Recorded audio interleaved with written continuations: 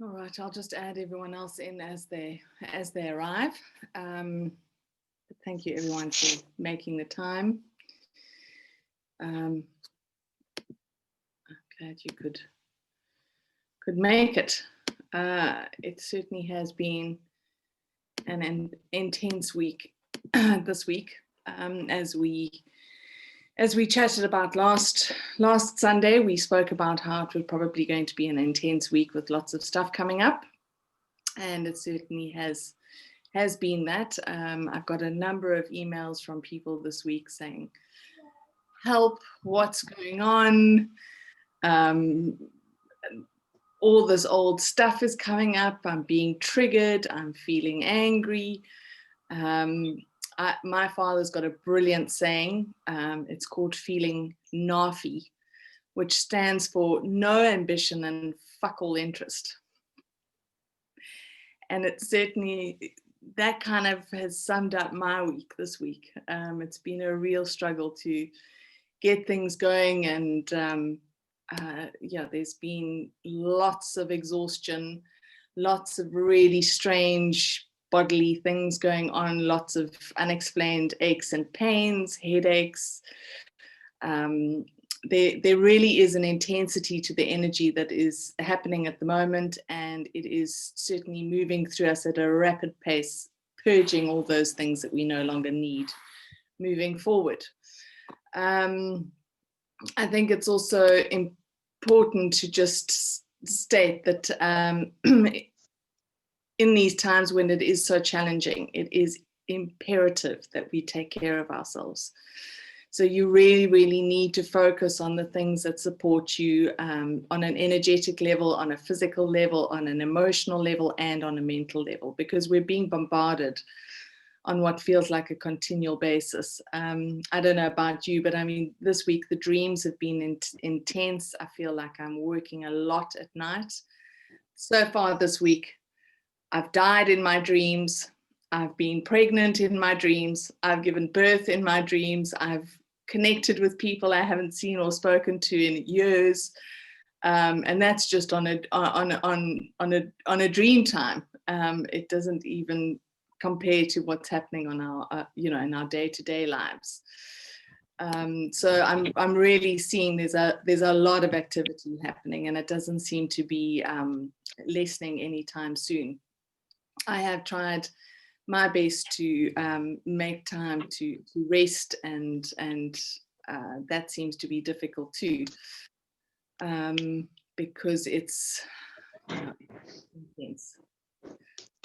And someone hasn't got their microphone on mute. Could you just mute yourself, please, so that we don't have the feedback? Thank you. Unless, of course, you've got a question or something you'd like to say. I don't know who that is. Okay. So sitting before today's webinar and kind of reflecting on where we are at, and kind of the energies that we're moving in. Things are definitely building, and I think preparing us for the coming eclipse that we're having on the 14th. The solar, it's a solar eclipse, and then we've got the solstice on the 21st and the Jupiter Saturn conjunction first as well. So it is an incredibly powerful period that we are in at the moment. And most of this year has been a time of introspection and self-reflection. The global events that we've experienced, the incoming energies that we are having to move through. All of these have offered us the opportunity and allowed us to go within, to reconnect with our innermost self and to reconnect with our soul. But it hasn't been easy, because as we do that, as we start that journey inward, we are faced with things that we've hidden or have been suppressed or have not been acknowledged or have not been looked at, possibly for lifetimes. And so there's been a lot of clearing and releasing and purging of all of the stuff. And a lot of it is old emotions, old patterns, and old energy. But as we move through this process of clearing, there is space that's being made within us for us to be able to birth something new. So that birthing is that new earth that so many speak about, and it is something that happens from within us. It's not something that happens externally. We've spoken about it before in the webinar, where we each hold a structure of that new earth reality, and it is up to us to bring that through us and into the world. As we move through this time leading up to the conjunction, my sense is that there's going to be a lot of processing that we are doing. There's a lot of new energy that is coming in that is helping to stabilize those structures within us.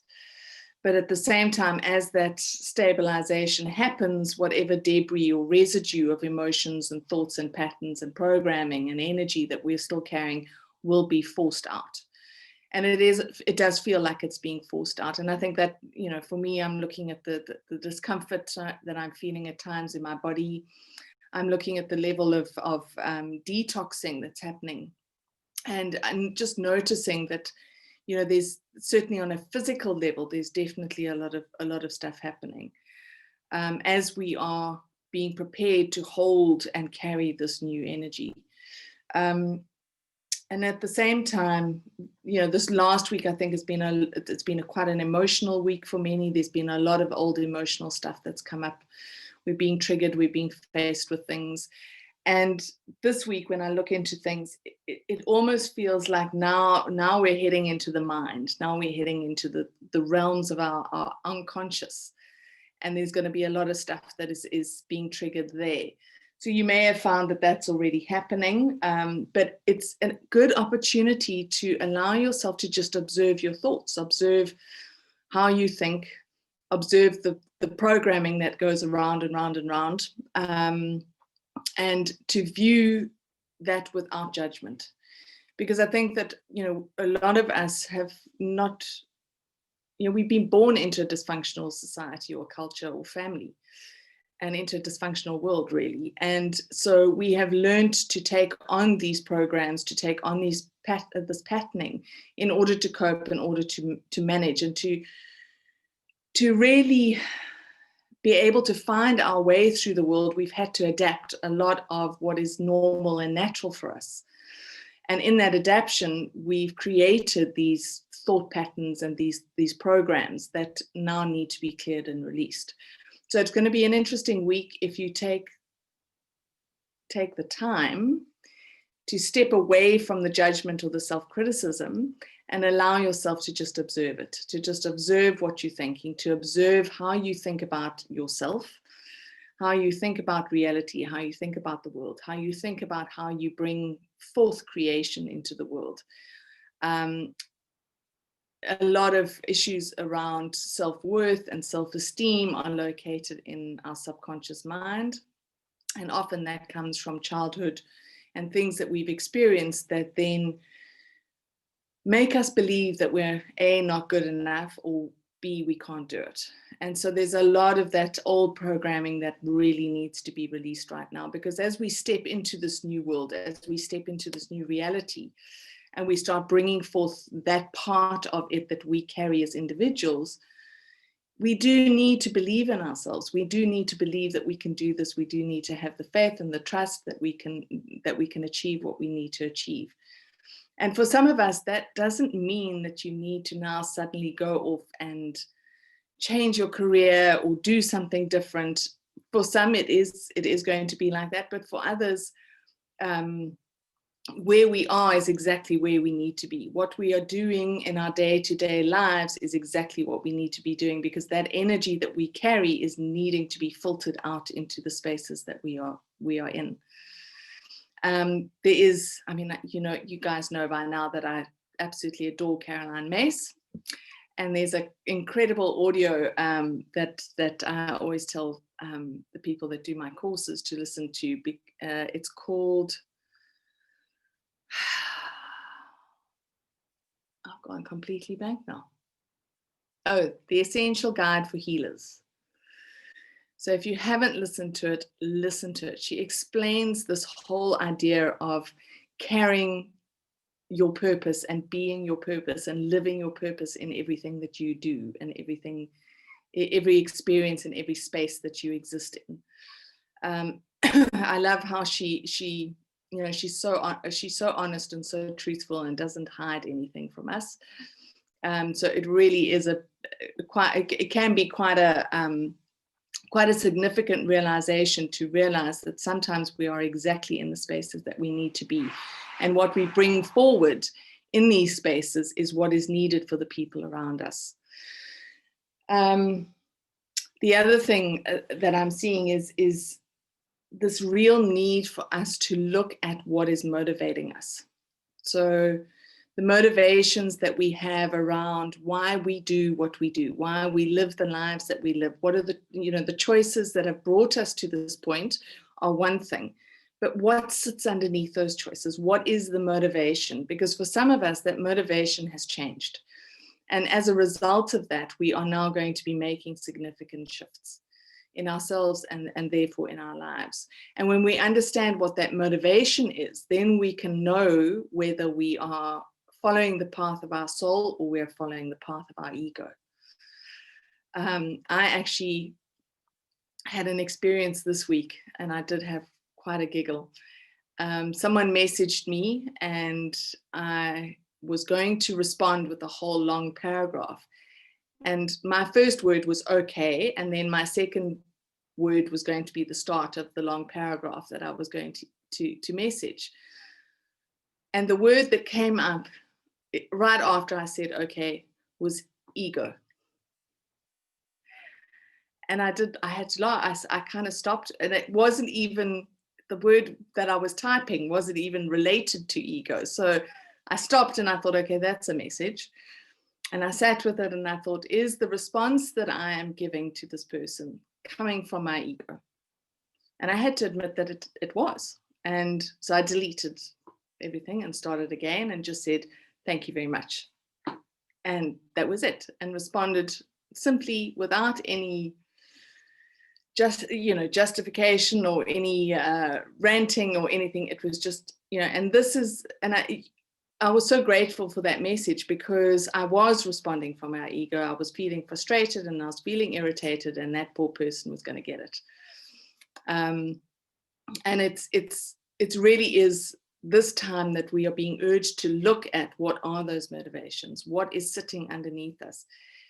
And ego doesn't necessarily mean that we think ourselves better than others. Often ego can be that we think we are less than others. So it is that imbalance. It's we either think too much of ourselves or we think too less of ourselves. So it's about how do we find our way back to that balance? How do we find our way back to that space of our soul? And how do we, from that place, respond or react to life and situations and people? And I think that the ego is being given a huge disservice in the fact that we have allowed it, that part of us, to govern our choices, to govern the purpose and the path that we're on. But we're now being given that opportunity to really let that go, so that it no longer is allowed that space within ourselves. It's really being put back in its place, which is as a tool for survival. And I think many of us have, or certainly for myself, I know that I've been in survival for probably since birth. And as a result of that ego has taken a huge space in me. And I've had to learn how to remove it from that space and allow my soul to come forward, so that is the guiding force, not the ego. So as we look at all of these motivations that we have, we need to determine whether the motivation is the soul or the ego. And then how do we shift that? How do we shift our perspective from or our response to life from the ego to the soul? And we do that really by rationaling things out. And this is where I think we're moving to this week, where we start to actually rationalize our thinking processes. Because often the ego is operating from a place of fear. And so then it is fear that is motivating us. It is fear that is driving our choices and our responses. We need to look at what are those fears? What are we afraid of? Are we afraid we're going to fail? Are we afraid that we're not good enough? Are we afraid that we are going to be, that our entire life is going to be, sorry, there's a very sweet little boy waving at me. So cute. Okay, now I got distracted. Yeah, so looking at our fears and unpacking our fears around what are the changes that we need to make in ourselves and in our world. What are those changes and what are the fears that we have around them? And we need to be rational about these things, because fear is irrational. It is never rational. Discernment is something that we need, so we can discern our choices. We can discern how we're operating in the world. We can discern who we are engaging with on a daily basis, and from that place of discernment, decide whether this is something we want to continue to do. But if we're doing it from a place of fear, there is no discernment. There's just reaction. And that reaction is often something that is unhelpful and blocks us from being able to access the intuition that we're needing. Because that is the other thing that is occurring at the moment, is that there's this connection a deepening connection between our intuition and our mind.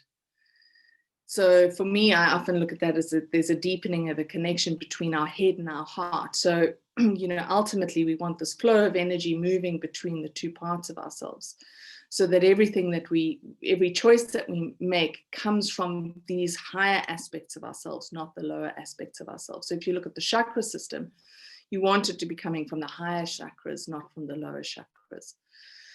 And as we facilitate and develop this connection between our head and our heart and our intuition and our mind, we're able to actually start seeing things in a completely new way. And it's interesting because I've been looking at the astrology of this time and the astrology of this conjunction, the astrology of what December holds and moving into January. And I'm often surprised at how negative some of it can be. There's a lot of fear mongering happening, and I'm thinking, well, why is that happening? Because actually this is a time where we should be stepping into a space of real trust, real faith, and real hope for the future and for the future of our world. If we look at this time, and I'm busy working out timelines and dates and things, so hopefully I'll have some more info for that for you next week. But if we're looking at this time as being the end of a cycle that has been going on for 13,000 years, how can it not be positive? Sure, the negative things are, the negative emotions that we still carry, the negative thought patterns that we still think, the negative energies that we have consumed or exist within. And obviously those things are on a personal level and an individual level, we have to shift and change within ourselves so that we can actually see the light at the end of the tunnel, rather than thinking this is a never-ending journey. I mean, it really is a never-ending journey, but a never-ending journey that is heading towards a lighter and lighter and lighter space. So the energies of this month are really, this week are really asking us to start observing that space that we are choosing to exist in. Are we going to choose to view life from a negative, ego-based and fear-based place, or are we going to choose to view reality and ourselves and everything that's going on from a positive space, from a soul place, from a heart space? And I certainly know that it is a choice that we have to make every moment of every day. It's not something that you get to make once. We are faced over and over and over, over and over and over again. We are faced with the opportunity to choose through interactions that we have with people, through not having enough sleep. I'm a really grumpy person if I don't get enough sleep. So I've had to learn in the last few years to not be grumpy if I haven't got enough sleep, because I don't get enough sleep. And I don't know what enough sleep is anymore, because, you know, many years ago it used to be a good 8 hours. Now it's maybe 5.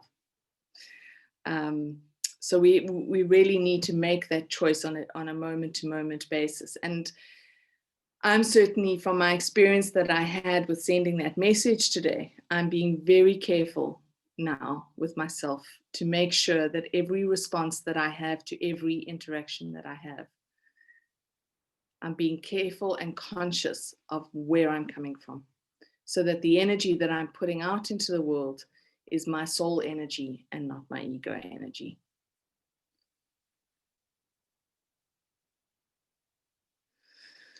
I don't know if there's any questions before I continue, or anything anyone would like to share.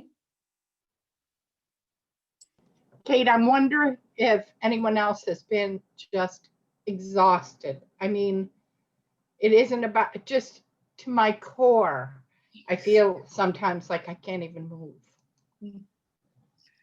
Nancy, I'm definitely feeling that myself. I have got 3 flights of stairs in my home.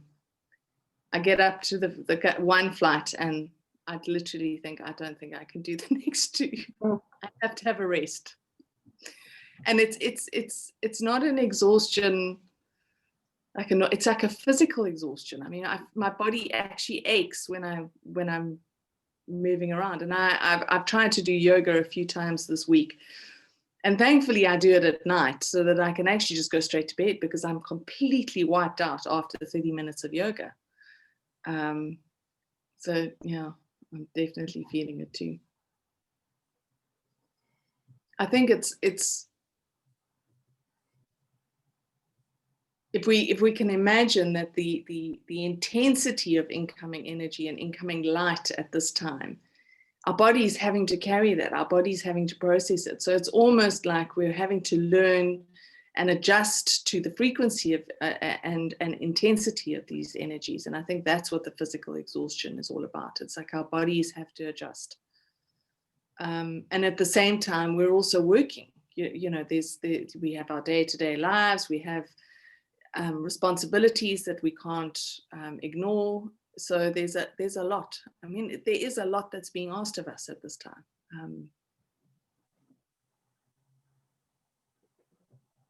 You know, Stephanie's also written here, I agree with the exhaustion right now. However, nighttime sleep is disrupted for me. Yeah.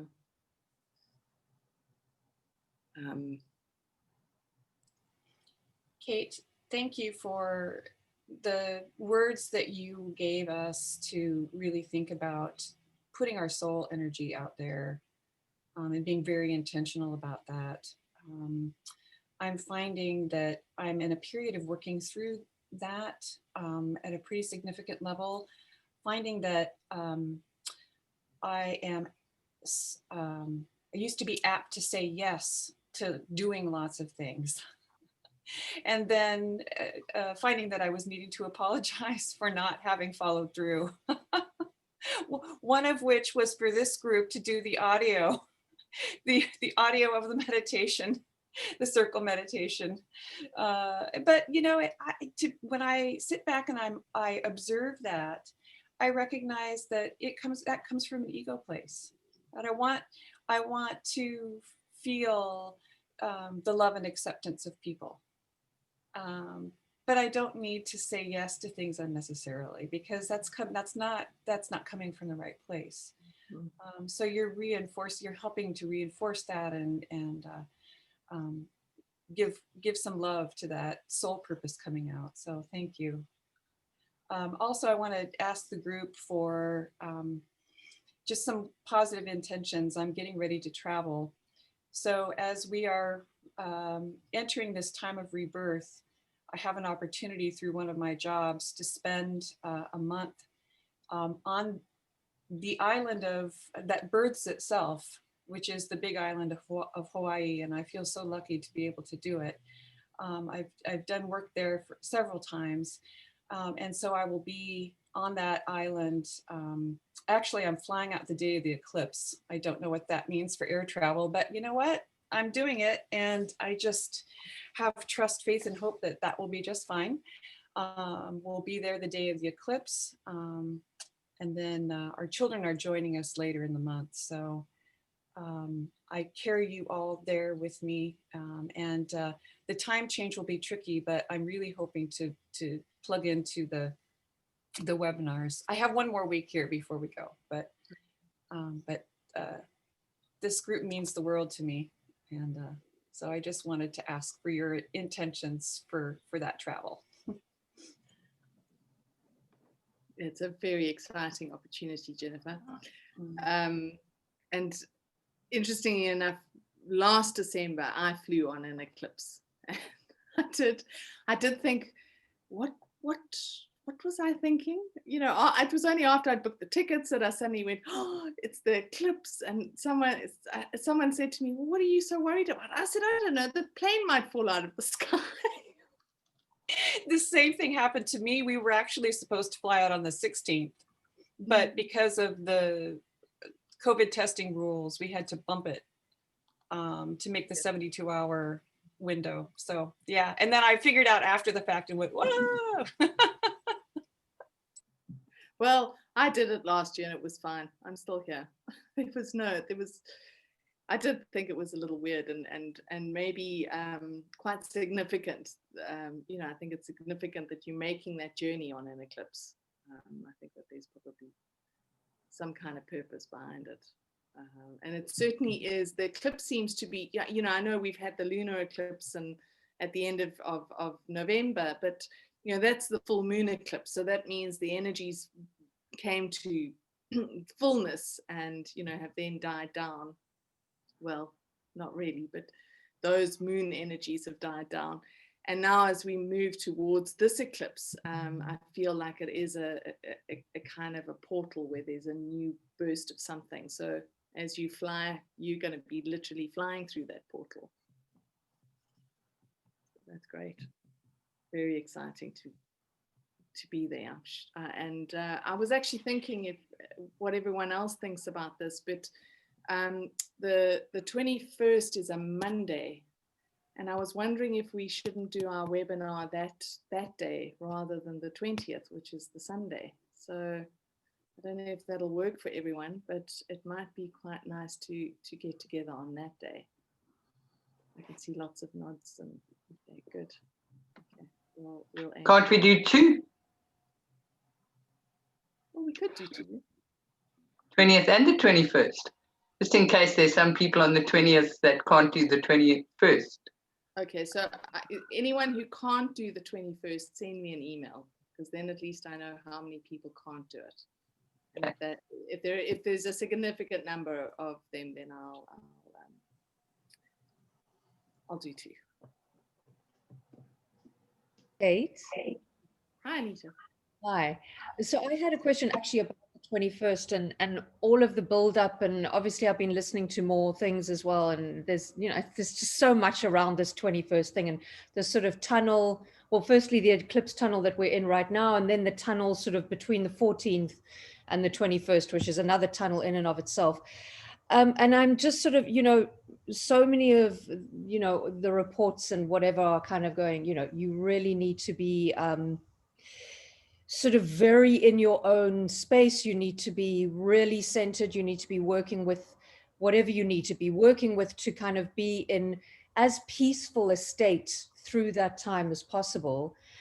And I mean, I guess I'm just, it's quite ironic because, it's summer. And I mean, I know that we're now actually starting with the second wave of COVID, which is really irritating, but everyone's going through it.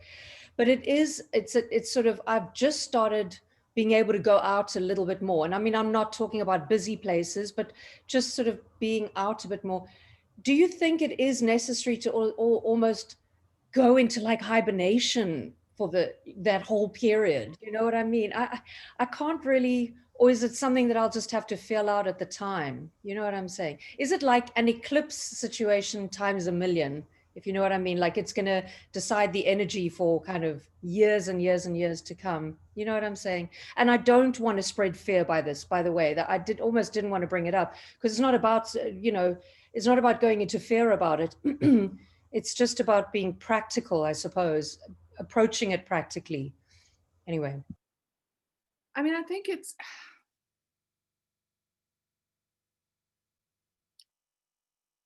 personally, I think that you will need to feel into how you are in that time. I think ideally it would be lovely if we could all be peaceful and joyous and, you know, hopeful and all of those lovely things, but we are human beings and this is a rough time and it's leading up to Christmas and there's lots of stress and things are busy. So I think you're going to have to just allow yourself to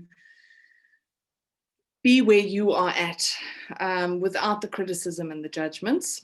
I do, however, I mean, there's one thing that I've noticed over the years is that I like my own space. I create, my home is always my sanctuary, and I like to create a very peaceful and tranquil space in it, besides Humphrey barking.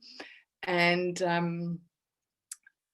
there are times where I am guided and told I need to go to specific areas where I know there are going to be a lot of people and I know that there are going to be crowds, and I resist it and I mutter under my breath the whole way while I'm doing it. But you know what I was told many years ago is that we carry a frequency of energy, and as we are becoming more and more attuned to, I suppose, higher frequencies of energies, we carry those energies within our field. And when we move about crowded spaces, our light, our energy triggers the energy of others. So when we hold a higher frequency, the lower frequency around us needs to rise to meet us. So we often have this purpose of going to be around people because that's what we're doing. We are, what's it called, charging the light. So that's also why I'm saying just trust your own intuition. If you're feeling strong that day, if you're feeling guided to go out or in that time period, do it. I mean, I'm being guided to hold some kind of ceremony and invite people to join me in that ceremony, which far rather just, you know, find a comfy spot to lie down. But this is what I'm being told I need to do. So, you know, we need to trust the guidance that we're getting and remember that as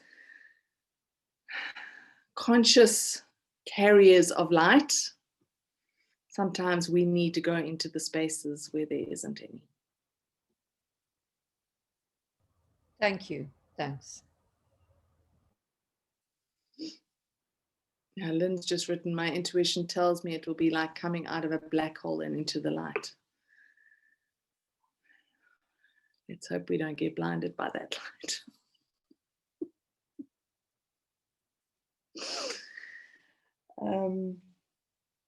Anyone else have anything they'd like to share or any questions they have?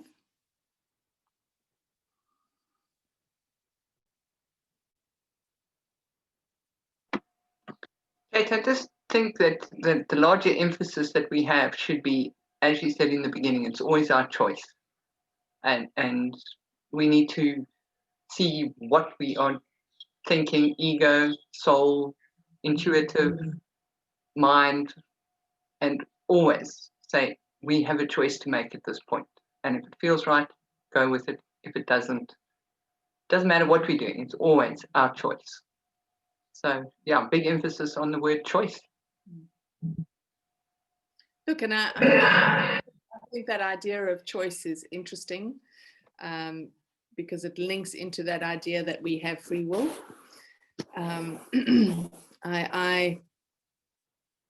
I think that there's been a misunderstanding around the concept of free will, and I believe that you know, our soul purpose and our soul plan for this lifetime is predestined, and that we are living that out every moment of every day. And I think the choice that we have is to either go with it or resist it. The choice we have is how we react or we respond in each moment to the life that we're living. Hello, me again.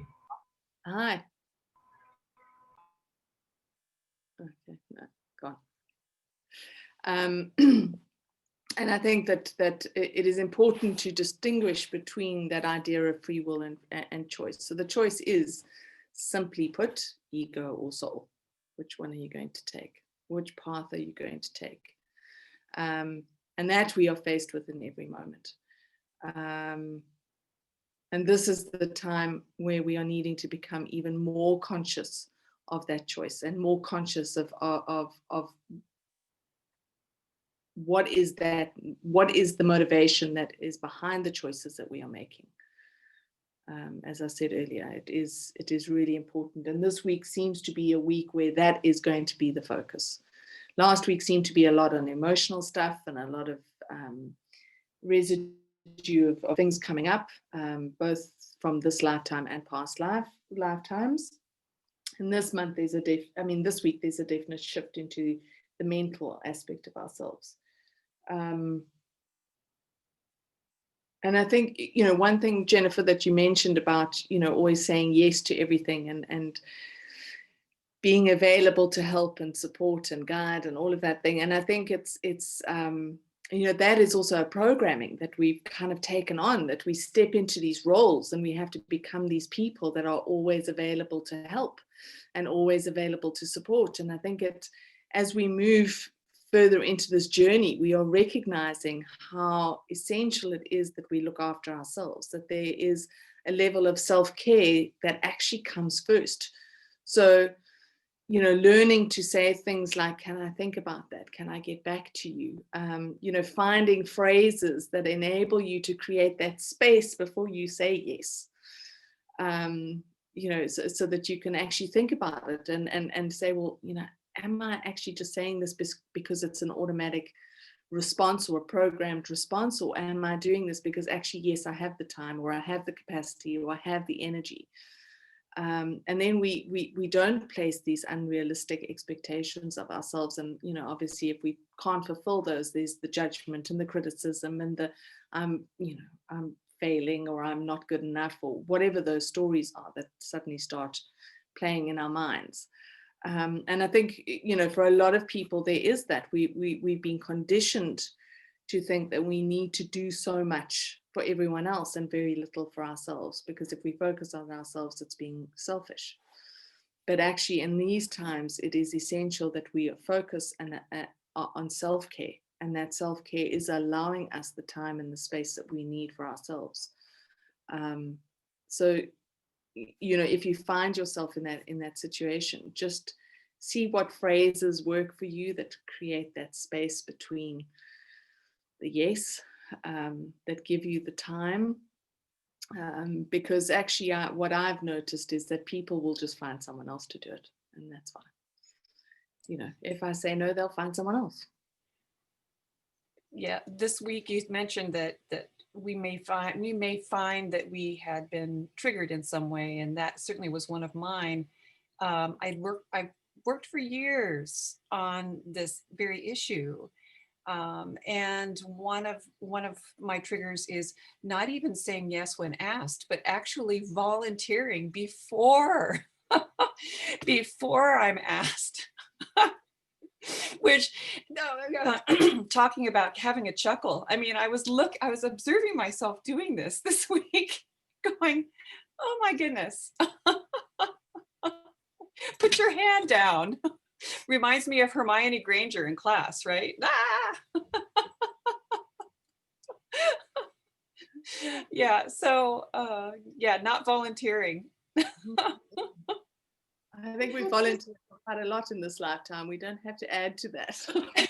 Right. On another note, that Jennifer, you sort of implied it without wishing to sound I'm suggesting this is why you do things, but when you say yes to do something for somebody, often that gives you a sense of purpose, sense of importance. You feel like you're being useful. Is that something that could be coming from your soul as a genuine thing, or is that something where your self-esteem is so low that you actually are trying to make yourself a bit of a hero? There's a conflict of either you're just saying yes because you're used to being busy and you don't know how to say no, but there is that desire to be important in some way.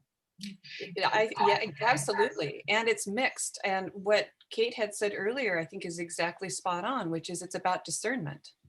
Yeah. And giving yourself that space and taking a beat, you know, before you put your hand up or before you say yes. Yeah, but yeah, I think that's a very, very good point, Fiona, that it's not always clear. And so that's why, as Kate is telling us, taking that time is so helpful. I know it's crucial for me. Yeah.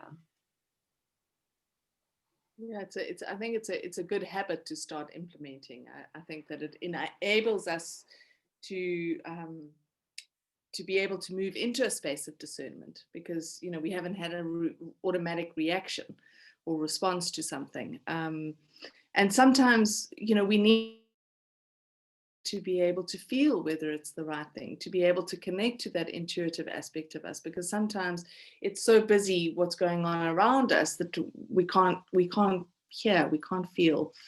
You know, so to be able to create that pause, which enables you to feel into, is this something that I want to do? You know, is the ego driving me here, or is this something my soul wants me to do?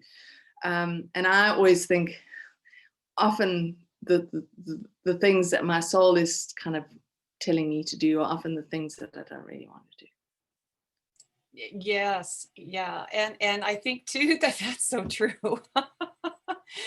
The whole kicking and screaming thing, right? You know, being hit by the 2x4, but it often, I think, is the flurry of busyness that precludes making that space for discernment, and so it becomes this cycle, right? Being busy and feeling busy, and so staying busy, and just taking that time to pause. I think it's also that idea of productivity. You know, if you're not busy, then you're not doing anything.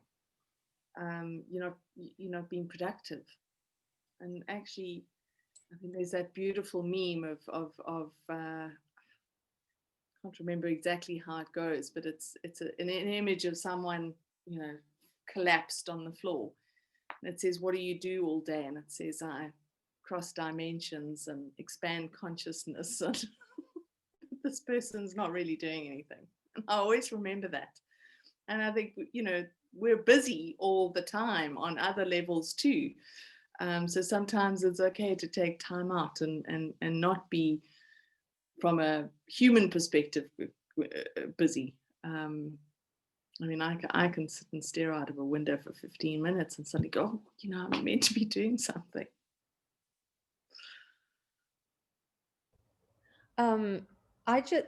In terms of this whole thing that we're talking about now, and saying yes to certain things and no to certain things, I think it is also, I mean, and this is a very sort of obvious thing, but to me, it's also about who I'm going to be doing something for, and it's checking in on where they coming from in their sort of need of me, say, and if it's coming from quite a narcissistic place in that other person, well, then I do have to resist it, because I know where that's going to lead. That's going back to old patterns. That's going back for me to people pleasing. It's taking me back into quite negative cycles. So even if I have love for that person, you know, I love their soul, but maybe their soul isn't operating in the moment that they're asking me for something, you know, I need to be careful of that. I need to discern where they're coming from. Do you know what I'm saying? So for me, it's a bit of a boundary issue as well. Like, where is my energy? Is my energy that goes out, that's coming from my soul, is it going to be accepted with love, without judgment, with all of the, or is it actually going to be thrown back at me in some way? Or I don't know. You know what I'm saying?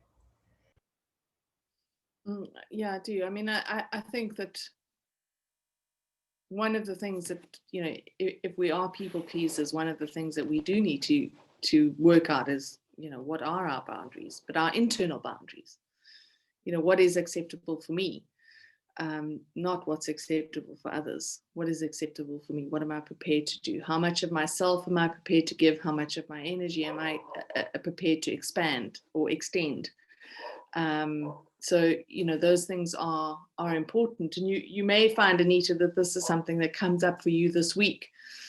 as it's, you know, boundaries and those sort of things are a mental process rather than a emotional process. So it'd be interesting to see how the week unfolds on that level, and maybe just being aware of it enables you to be prepared if there's something that comes up that potentially or would have in the past triggered you.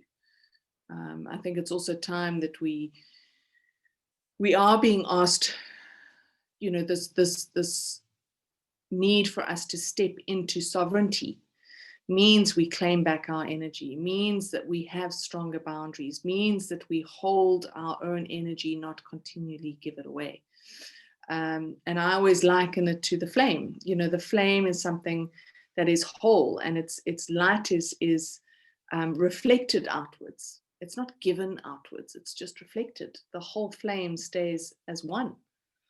And we need to remember, you know, that's what we're needing to be. We can reflect the light, we can share the light, but we don't give our energy and our essence away.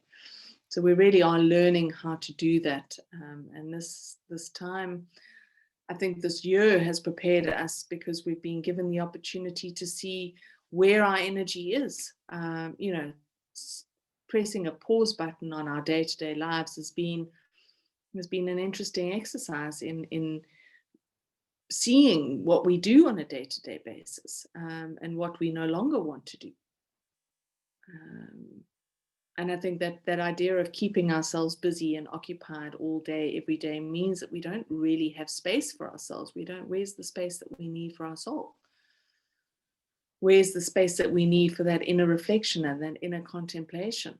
You know, that's as necessary as eating and exercise and sleep, really, in my opinion. And ideally, what we would like to move towards is always living in a space where that channel is open all the time, where the connection to your soul is there, so that information and that intuition just flows permanently, so that you don't have to take out dedicated hours of your day in order to connect, but you have that connection because the soul is right here, rather than something we need to think we need to connect to that's out there. You know, we're bringing it here. We're bringing that essence of ourselves and embodying it here in human form. Kate, the busyness could also be, you know, that message that your intuition, your soul's giving you, that you got to do this and you don't want to. I'm too busy. I'm busy doing. I'm not going to do that. I'm not listening to that message. So yeah, Fiona, watch out that you don't suddenly say, well, I'm just going to be busy. I'm not going to listen to what's being said, and that I don't want to do that. What's quite interesting is from this week, and I know, Kate, you helped me this week, I got completely stuck in a rut. But it's one of those things where I know that I've got situations with a builder. I mean, it's so basic, but I've been in hiding. I don't want to deal with it. And all this week I've been in fear of that people-pleasing aspect, Anita, of I don't really want to upset him, but in fact the guy's behaved so badly, I have to actually be honest, deal with it, get rid of it. But it's taken me all this week just to prepare for tomorrow when I've got to meet him. But I've been putting it off, and as you say, I've been busy doing everything else rather than actually tackle the problem at hand, which I'm about to do. I've eaten a lot. The fridge seems to be the comfort at the moment. But I know that I'm going to do it tomorrow, and I'm going to feel so much better after I've done it. But it's taken me a week to build up just to be honest and come from the soul rather than the ego, people-pleasing habits of a lifetime kind of thing. So it's going to be interesting. Hopefully it will be successful. We shall see. It will be. Thank you, Kate. But the funny thing is, Fiona, with that, often when I have those kinds of moments where I have to say something to someone that I really don't want to say to them, it's the last, I don't want to go through it. I'll put it off. And the funny thing is, when I do say it, they often react far better than I thought. Yeah, that's and they true. actually, because, you know, most people do fundamentally like honesty. Most people. I'm not saying, look, full-blown narcissists. No, obviously not. They're going to, you know, in fact, with them, it's not even worth being honest most of the time. But what I'm saying is people who have a basically good heart are going to react far better than you thought. you know, and I I'll think feel that's the problem, is you spend your whole time assuming how someone's going to react. You talk yourself out of being honest because you can't cope with the response. But actually, you've just got to do it. And then, as you say, you end up being surprised, hopefully in a nice way. And if it's the wrong way, then you feel justified to say what you said, and it's not going to get sorted anyway. So exactly.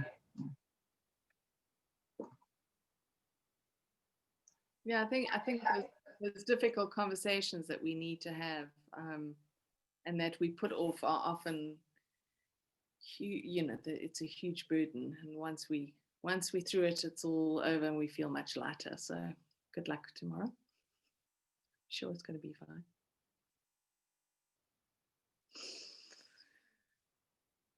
Okay. Anyone else have any questions or anything they'd like to say? How are you doing, Nancy, after you've had a last week and all that happened? Actually, my cousin is off the ventilator. They moved her out of the intensive care unit. They also did what I thought they would do, which is close down the ability to visit her to everybody, because the cases are just going so up here in the United States. But she's doing remarkably better. She's paralyzed on one side, but she's responding, like waving. She's trying to talk, but she can't talk right now.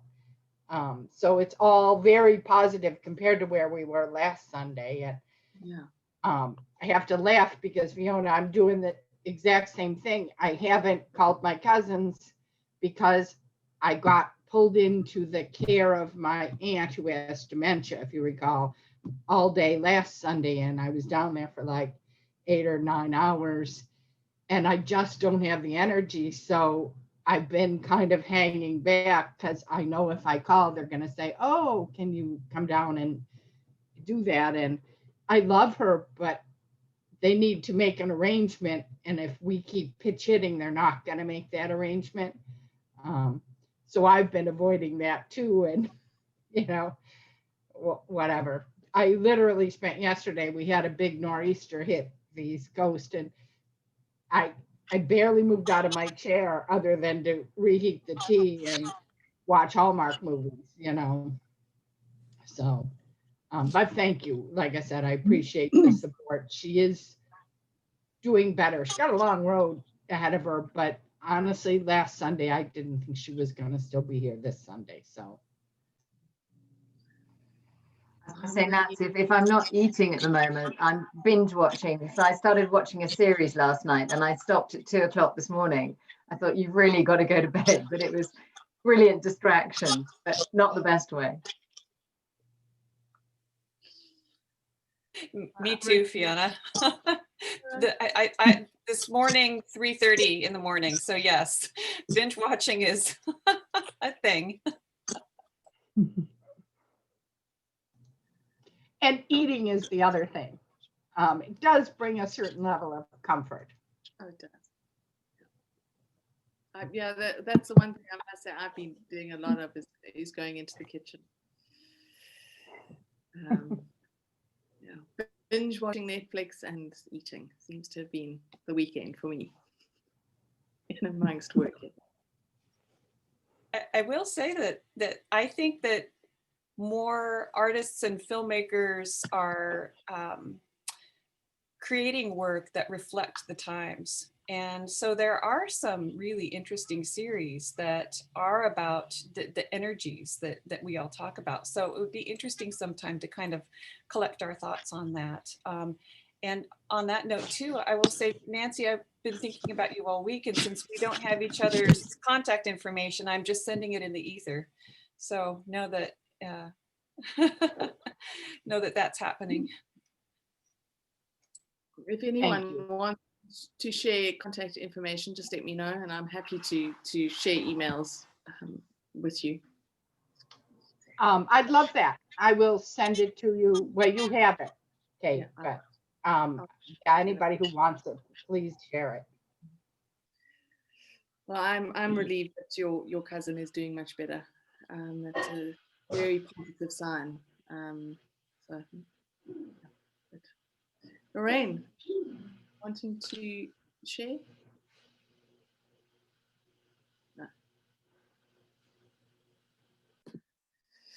All right. Unless anyone's got anything else they'd like to share, then we can get into some meditating.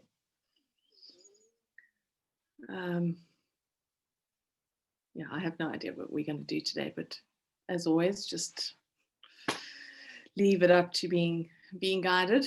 I'm hoping that it's going to be something that is going to be supportive. I certainly am feeling a lot of discomfort today. There's definitely some weird things going on physically. So let's hope this meditation eases some of that. Might be all the food I'm eating, but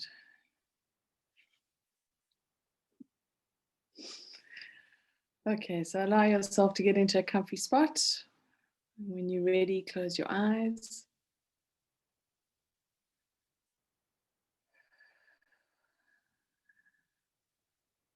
And allow yourself to settle into your body. Settle into this time, into the space.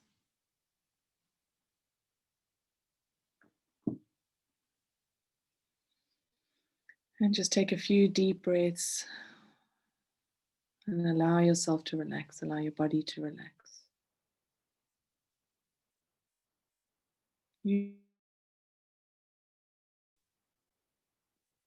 Any stress, any worries or anxieties that you're holding in at the moment.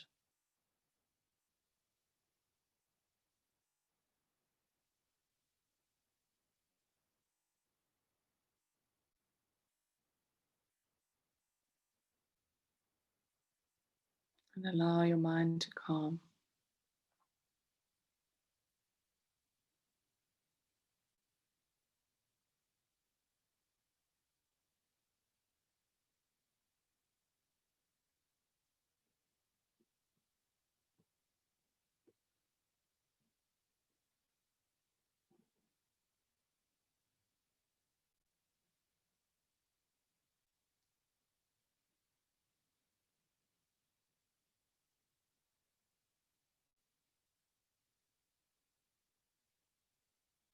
And now just draw your awareness down to your feet, focusing on the soles of your feet.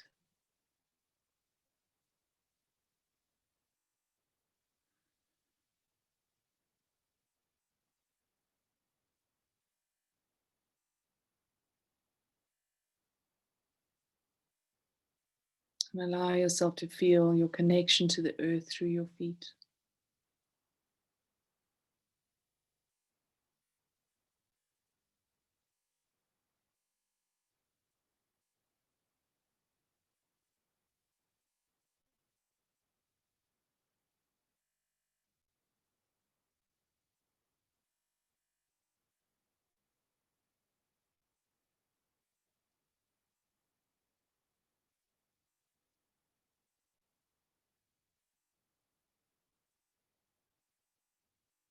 And now move your awareness to the crown of your head,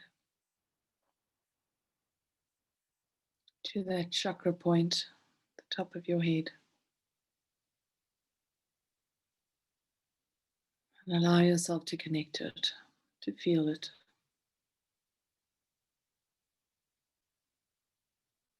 And through that point, feel the connection that you have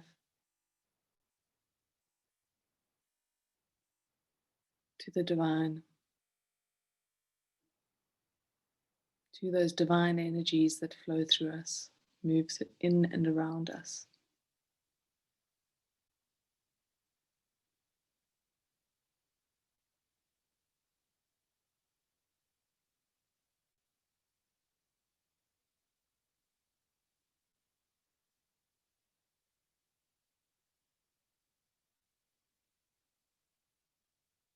And as you focus on the crown, allow yourself to feel those energies as they move through the crown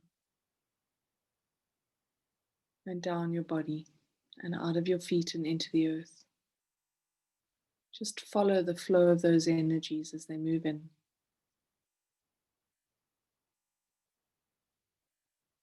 And allow yourself to open to the flow of these energies.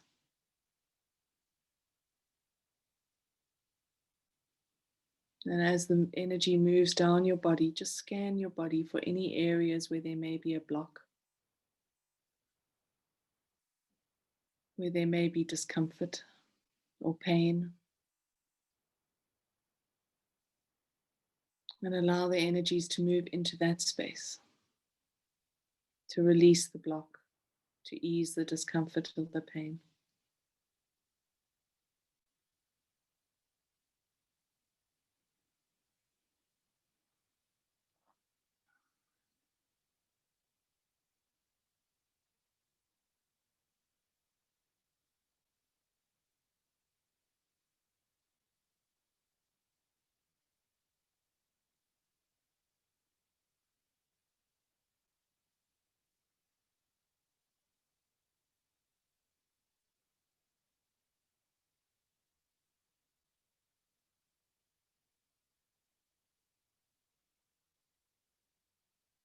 And allow yourself to really focus on the sacral chakra, the base chakra, and the solar plexus.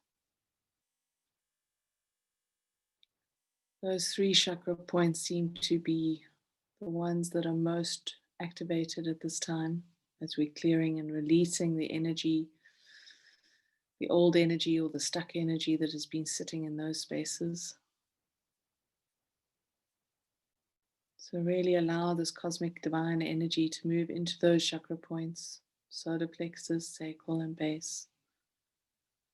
And allow this energy to wash and clear and cleanse the energy points.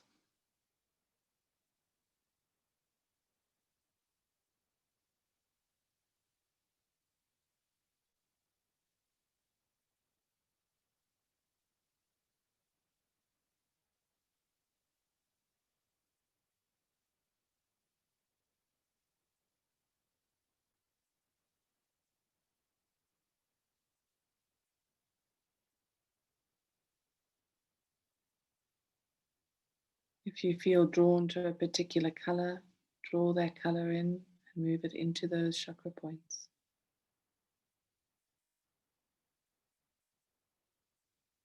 If there's no color that comes to mind, just work with a white light.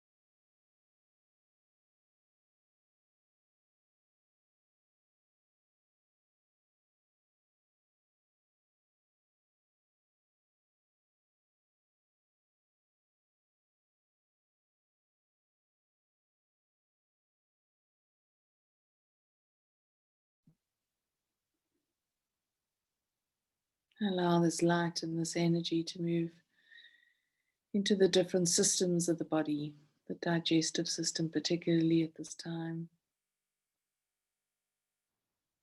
Allowing it to cleanse and to clear that space and that area of any stagnant or old toxic energies.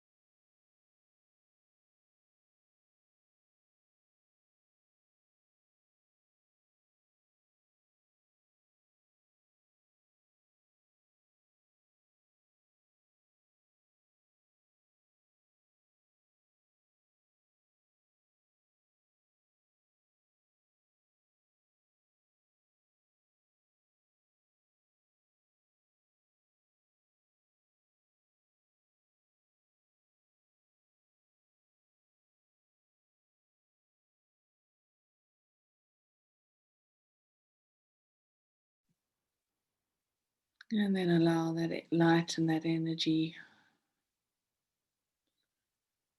to just move through the other systems in the body, particularly the central nervous system,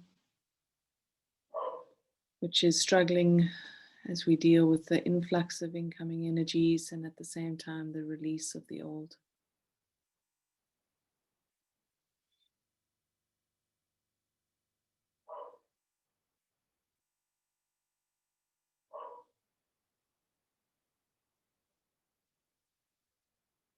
It doesn't matter if you don't know how these systems work, just intend that the energy go into these spaces.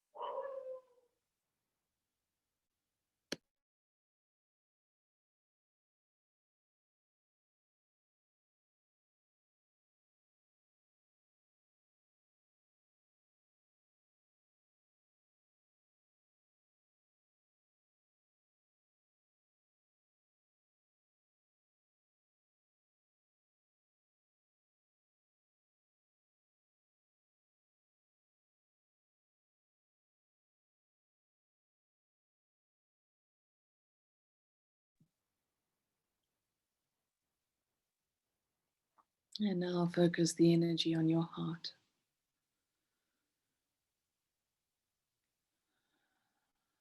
That heart center in the middle of your chest area.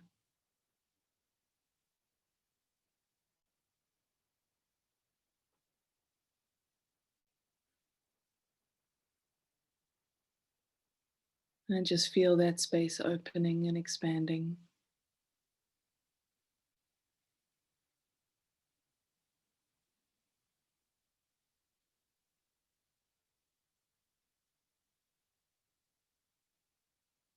Feel it opening and expanding, and allow an energy of love and peace and balance to begin to flow throughout your entire body and being now. Feel this energy of love and peace and balance expanding out into your energy field.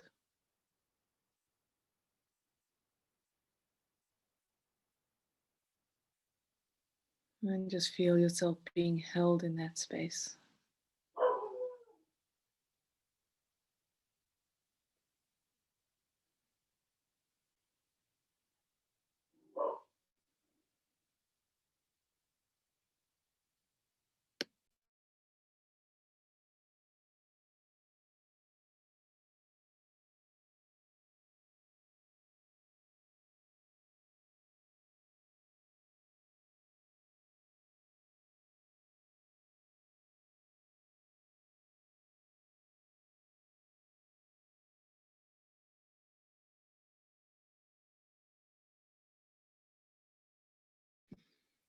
Feel that energy of love and peace and balance permeate your entire being.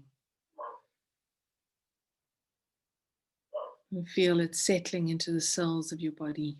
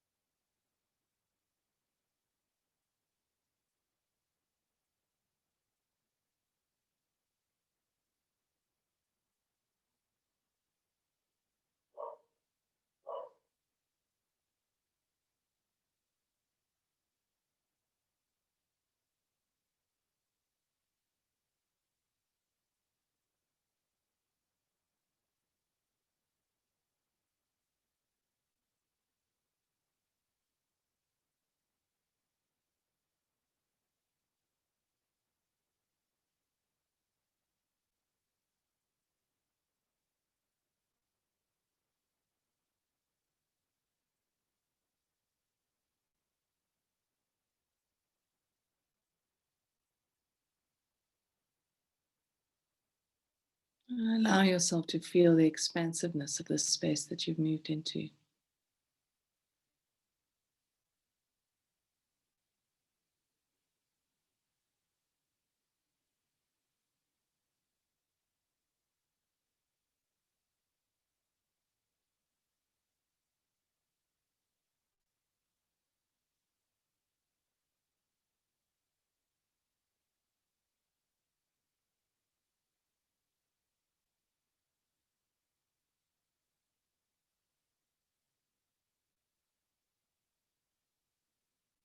And allow this expansiveness and these feelings of peace and love and balance be imprinted within you now.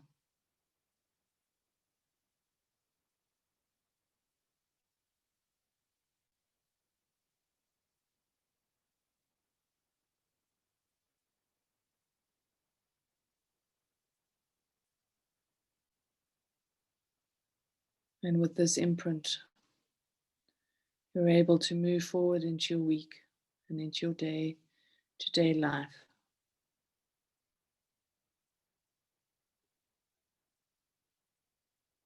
Connected to your heart and therefore connected to your soul. And allow yourself to really feel what that feels like.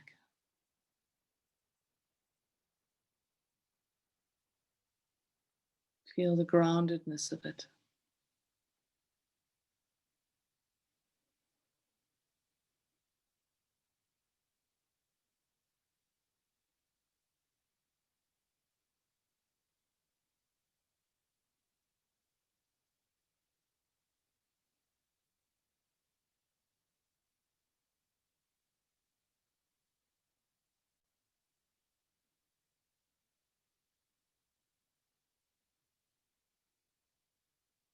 And allow yourself to feel this feeling when you are triggered, when you are faced with a situation or a challenge that is uncomfortable. Remember to draw on this feeling.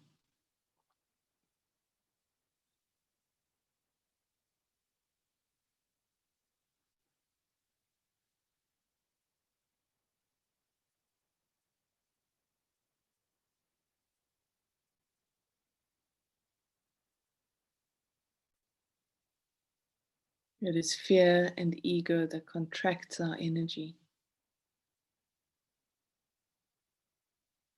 And it is love and peace and balance that expands our energy.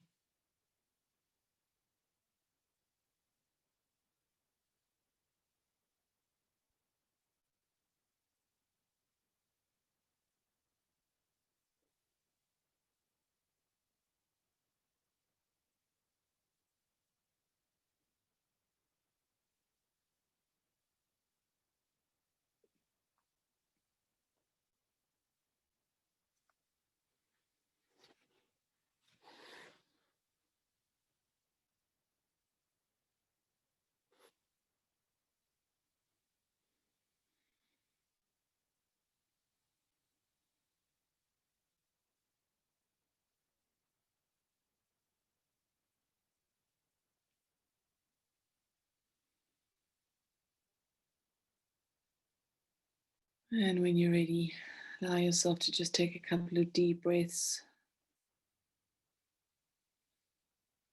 and breathe yourself back into the space that you're in, maintaining that sense of love and balance and peace, maintaining that expanded space.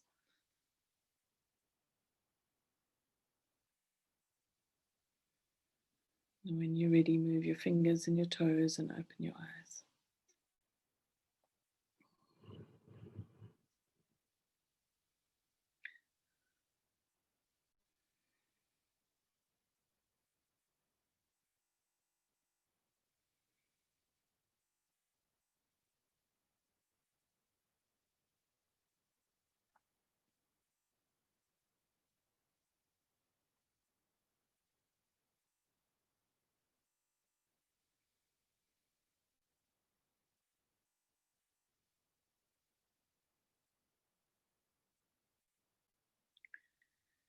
I think we forget that it is the imbalance that creates the discomfort.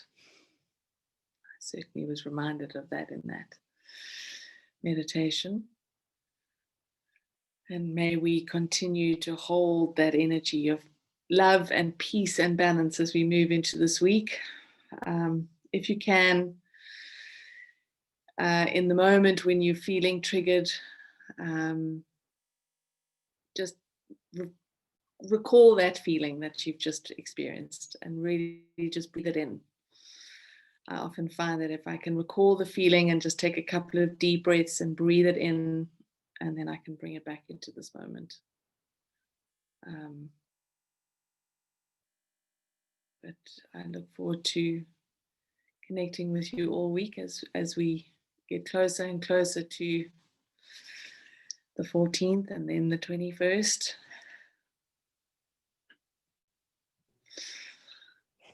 Hey, Kate. Hi, Lorraine. Yay. That was beautiful. Thank you. I just wanted to add one of the things I've been working on is also when you get triggered, really go in and feel the way we just felt that feeling of our soul. Go in and feel what that feeling is of triggering. And I've been finding if you can listen for the words that come to you, whether it's resentment or, get down to the core words of what that thing triggered you. And then when you go into that space where your soul is, you can see the difference and you can start clearing. I've been doing that for a couple of weeks because I've had a lot of triggers, as we all have, and it has helped me so much. I just feel like, things are clearing. I just can almost feel them moving out of me. And so if you combine those things, I think it really is powerful. Thank you. That was a beautiful meditation. Thank you. Thanks, Lorraine. That is a really good point. I often think that if we can name something, it loses its power. Right. You suddenly understand it. And then you can look at that situation and say, oh, okay, I was resenting that. Or I felt betrayed at that, and you can start tying back. And if you've done past life work, you can start tying it together. Oh, there it is again. And now this, and then you can start really focusing on clearing that specific thing. So, Great. Always love your meditations. Thanks, Lorraine. Lorraine, I really relate to that.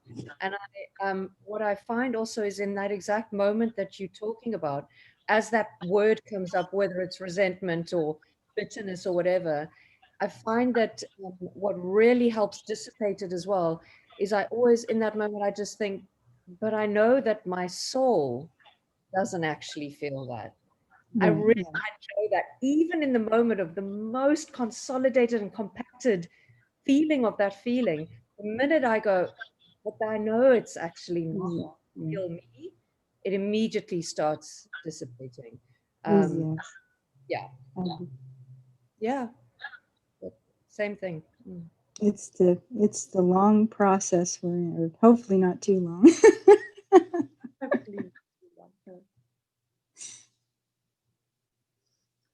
I also think often those feelings of things like resentment or anger or frustration, it's often the boundaries that's being crossed, but we're not even aware of what the boundary is that we have that's being crossed or being invaded. Or so being able to even, go even deeper than that is being able to recognize what that feeling is, and then what is the boundary? What am I putting up with that I shouldn't be putting up with?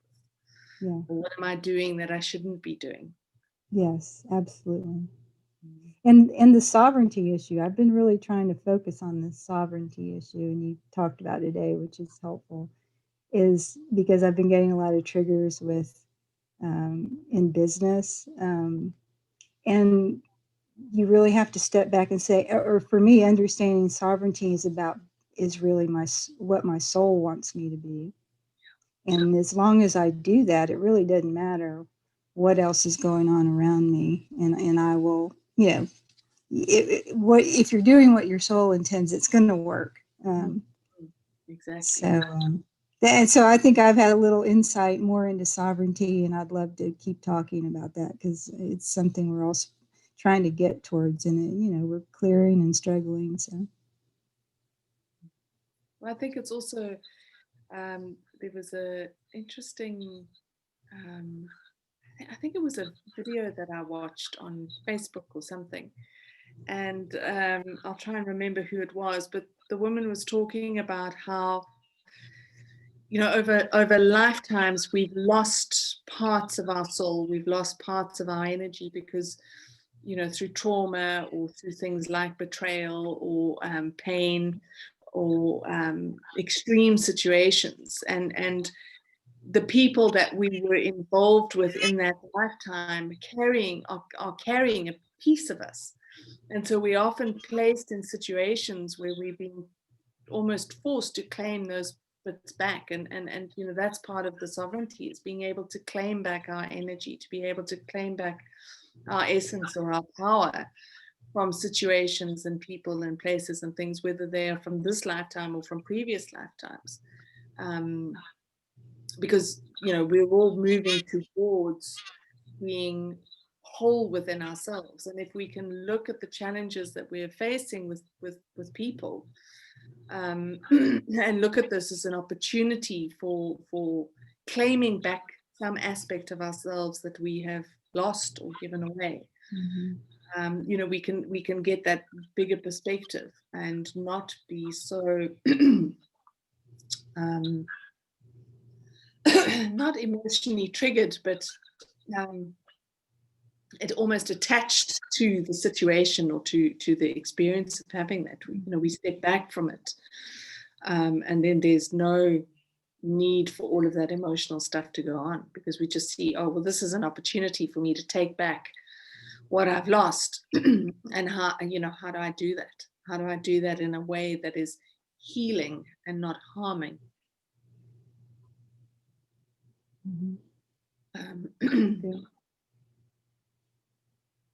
That can be a challenge. It's all a challenge. The healing versus harming thing, because sometimes we want to fight back, and we want to take what is ours, and we're the time that we're moving into and that we've been in actually is a time where we're learning to do that in a healing way. One of the most interesting things that I discovered about soul contracts that we have with people, and coming to understand the choices that I'd made in my lifetime and why I decided to make those choices. And one of the things I was told is that abuse is never part of our soul contract. We don't choose abuse. Abuse is something that happens here. That's an ego choice. And when I realized that, it kind of shifted everything, because our soul actually only chooses healing. So every situation that we engage in, every relationship that we engage in, the challenge is to find that way to healing and not harming, and not recreating the damage or recreating the karma. And that can be difficult if you're dealing with someone who is relatively unconscious, because here you are trying to be the bigger person and do the healing bit, and they're still wanting to do the harming bit. And it can be it can be really difficult to find that balance of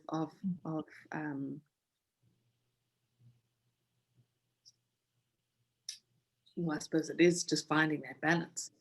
And just thinking about you, Fiona, and your meeting tomorrow, that's one of these opportunities of being able to claim back a part of yourself, or that power that you've probably given away, and by allowing the builder to do what he's done and get away with it, in essence, because it was easier to just wait and see what he does, versus standing up and saying, actually, no, this isn't going to work for me.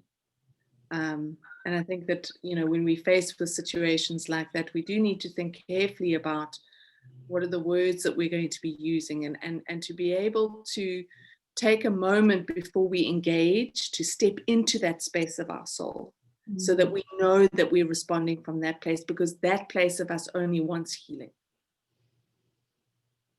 Yeah.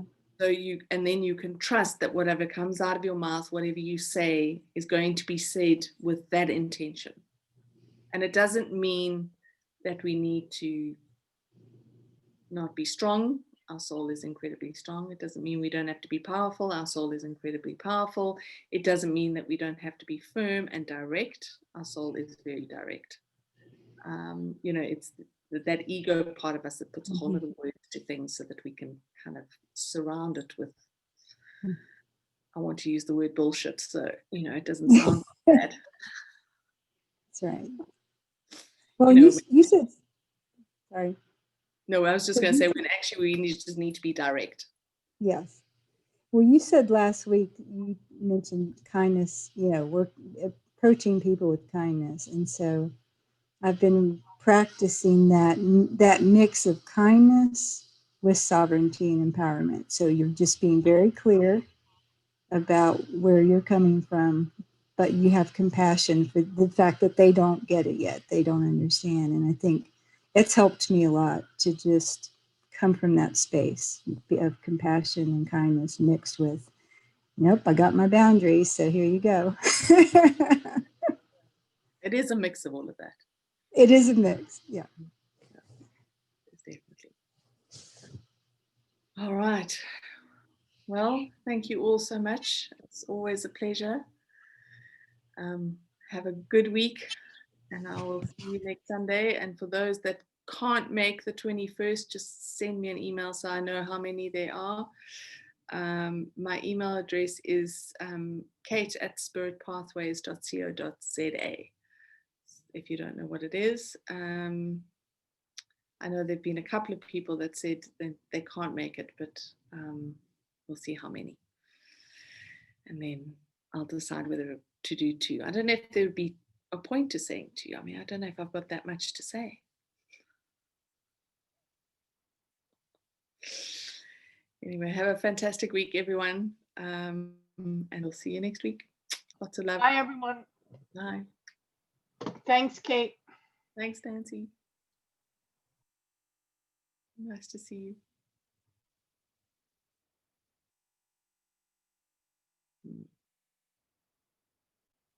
You're right, Pat. Might be. Cheers, everyone.